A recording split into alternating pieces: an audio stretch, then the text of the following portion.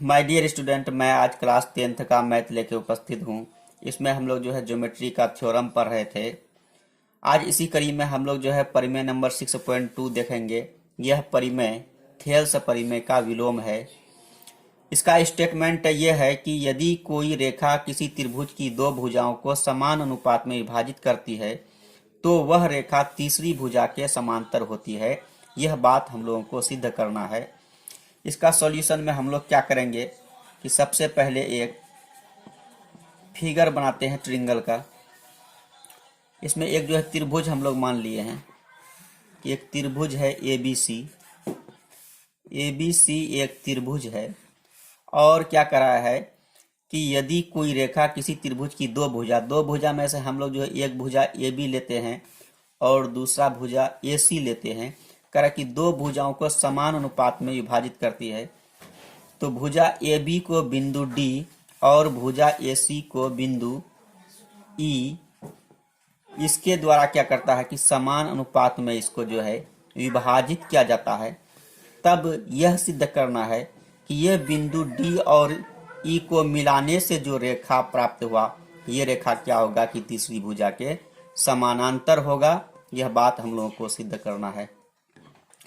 तो सबसे पहले हम लोग जो है भाषा इसका जो लिखते हैं भाषा में कि माना कि ABC एक त्रिभुज है। माना कि ABC एक त्रिभुज है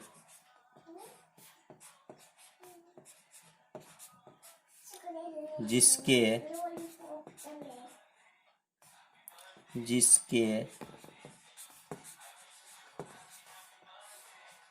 भुजा AB तथा AC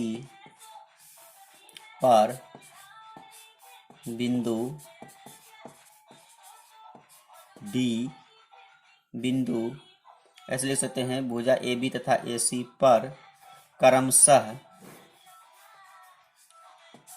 क्रमशः बिंदु D तथा E इस प्रकार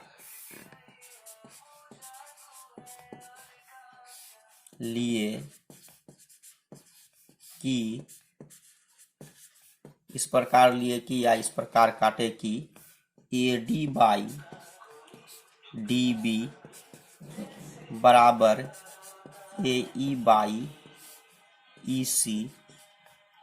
इसको हम लोग इक्वेशन फर्स्ट मान लेते हैं। तब हम लोग को क्या सिद्ध करना है करा कि सिद्ध करना है कि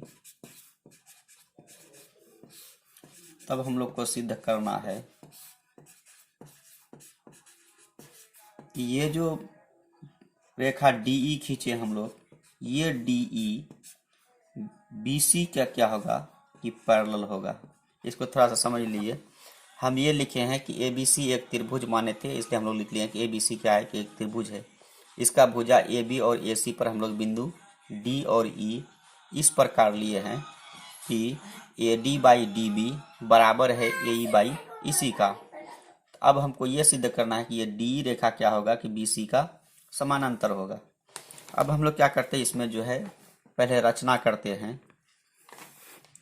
रचना में क्या करेंगे कि हम लोग मान लेते हैं कि ये D पैरेलल BC नहीं है। माना कि DE पैरेलल BC नहीं है। जब D पैरेलल BC नहीं है तब हम लोग क्या करते हैं कि DF पैरेलल BC खींचते हैं। तब हम लोग जो है DF पैरेलल BC खींचे और जब DF पैरेलल BC खींचे हैं तो अब हम लोग क्या करेंगे कि प्रमाण लिखेंगे। प्रमाण में हम लोग क्या करते हैं कि ये जो DF पैरेलल BC खींचे हैं DF पैरेलल BC ये कहाँ से ये रचना से। रचना में हम लोग क्या किए DF को BC के समांतर मान लिए हैं खींच लिए हैं। तो जब ये अब जो है क्या होगा कि थेल्स परिमेय के अनुसार क्या हो जाएगा कि A D by D B ये बराबर हो जाएगा A F by F C. क्यों? क्योंकि जो है ये समांतर रेखा जो है दो भुजा को एक अनुपात में विभाजित करेगी। ये समीकरण 2 हो गया। ये कहाँ से हम लोग लिखे?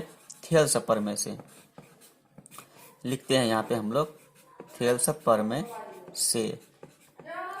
तो जब जो है इतना हो गया तो अब हम लोग क्या करेंगे? समीकरण 1 और 2 देखेंगे। समीकरण 1 तथा 2 से दोनों का क्या है कि बायां साइड बराबर है, तो दायां भी क्या होगा? बराबर होगा। यानी ए ई बाई ई सी बराबर A F by F C हो जाएगा।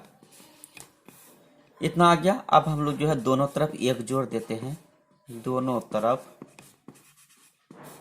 एक जोड़ने पर, तो दोनों तरफ एक जोड़ेंगे तो ये हो जाएगा ए ई बाई ई सी प्लस 1, इधर हो जाएगा A F by F C अब प्लस 1। अब हम लोग यहाँ क्या करते हैं? एलसीएम ले रहे हैं, तो ये ई सी हो गया, तो यहाँ क्या हो जाएगा? ए ई प्लस ई सी। यहाँ कितना हो जाएगा? ये हो गया एफ सी, ये हो जाएगा A F plus F C. हम लोग क्या करते हैं? अब जो है चित्र से देखते हैं। ए ई प्लस ई सी को, ए ई प्लस ई सी को हम लोग ए सी लिख सकते हैं। अब बाई जो है ई सी इसको उतार दिए, बराबर A F plus F C को, A F plus F C को हम लोग ए सी लिख सकते हैं। बाई जो है एफ सी इसको जो है हम लोग उतार देते हैं। अब क्या हुआ कि ए सी ऊपर कर जाएगा 1 एक बार में, यानी ई सी बराबर हो जाएगा एफ सी का। तो ई सी बराबर एफ सी का मतलब ये हुआ कि जो बिंदु ई है वही बिंदु एफ है। यानी ये जो एफ माने है, ये एफ यहाँ नहीं होगा, ये कहाँ पे होगा? ई के पास होगा। यानी यहाँ पे हम लोग लिख सकते हैं, अतः एफ ई के संपाती है। जब एफ ई के संपाती है, जिसका मतलब ये हुआ कि दोनों एक ही बिंदु है, इसलिए क्या हो जाएगा? ये D E parallel B C ये जो है प्रूव्ड हो जाएगा। इस प्रकार आज हम लोग जो है थेल्स प्रमेय का विलोम जो है प्रूव्ड कर लिए। Thanks for watching video. Thank you so much.